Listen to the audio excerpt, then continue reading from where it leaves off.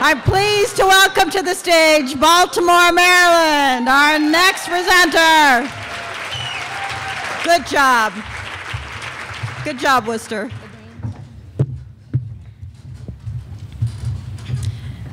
Good afternoon. My name is Kimberly Mans, and I'm here on behalf of our great mayor. And I'd like to say on behalf of her and all of my colleagues that are here on stage that we are truly honored to be here among all of you. I have promised them, and I'll promise you for your benefit, that my presentation will not include singing. However, I have convinced them to come up here on stage and be my backup dancers so we can show you how in Baltimore we are already pivoting. So there are three pillars that we feel are really going to move our city forward with our initiative, and that is collaboration, our work, and our commitment. For collaboration, I thought what better way to show you our collaboration than to have all my partners here on stage with me. We literally have every sector of Baltimore society working on this initiative, and they are pumped.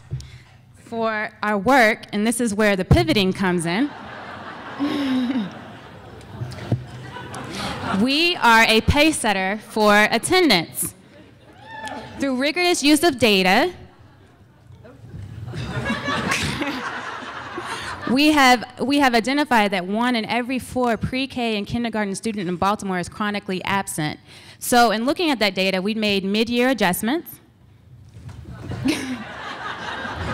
and had caseworkers go out to each of these students. We talked in the previous presentation about how the data represents actual people. So we've been knocking on doors of these students and found that 1 out of 3 of them have chronic asthma that's going untreated. So through our partners, we've been able to connect these students to Medicaid and other public health resources so that asthma does not need to be a reason that they're not in school.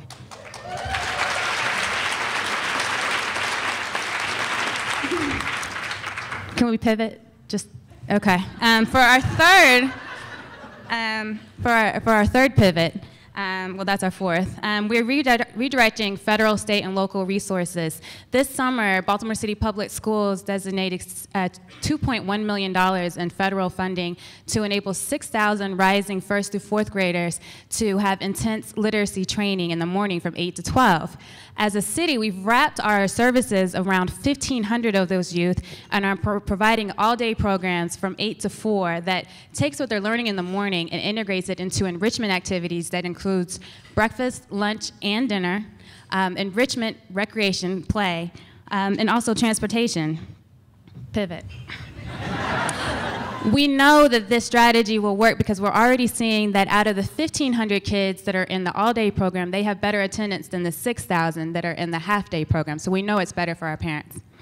For our next pivot, we have our Be More Healthy Babies initiative that the objective is to reduce infant mortality. And this is about scaling what works. Literally, through our Be More Healthy campaign, there is only a handful of mothers who are, and babies who have not been reached by the campaign. We have reduced infant mortality in the past 12 months in Baltimore by 20%.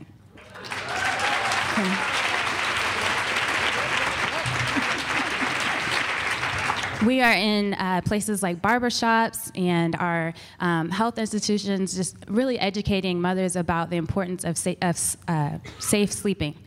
And for our last pivot, I think we've already demonstrated that we have some skin in the game, right, by coming up here?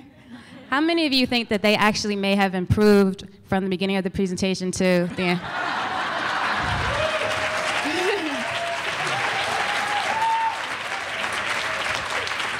Just wait till you see us again in 2016. Thank you. Elizabeth Hollander, NCL Board Vice Chair and Tufts Fellow. Please. I don't know what's more exciting, reading it or getting it. This community has united leaders from government, foundations, universities, hospitals, and neighborhoods. This community is expanding access to high-quality early education. This community has made school attendance a top priority citywide. The 2012 All-America City Award for grade-level reading mobilization goes to Baltimore, Maryland.